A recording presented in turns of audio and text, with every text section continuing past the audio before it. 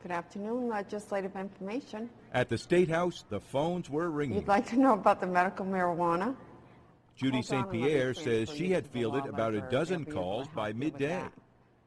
Everybody wants to know if they can set up a distribution center.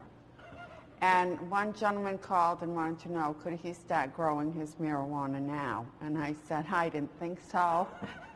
Even the governor's office was getting calls.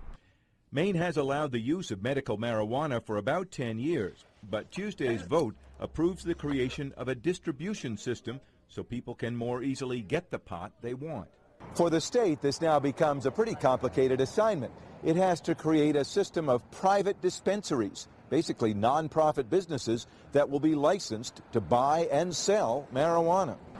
The Department of Health and Human Services will help lead a special task force to plan the dispensary system. How many they are, where they are, who they are. I mean, there are some general... And more than that, including where they'll get the marijuana. How do we regulate the supply arm or end of this? We can perhaps figure out how to regulate the dispensing, but how does it get there? What does that look like? What are the parameters that allow for, public safety?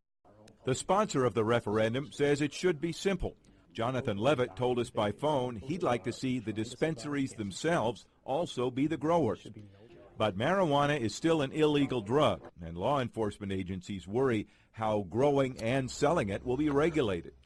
And then there are the doctors, allowed to prescribe FDA-approved drugs, which marijuana is not.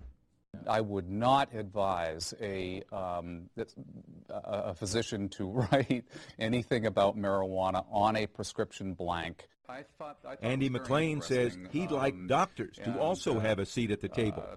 As government tries to implement a law it didn't really want, but the voters did.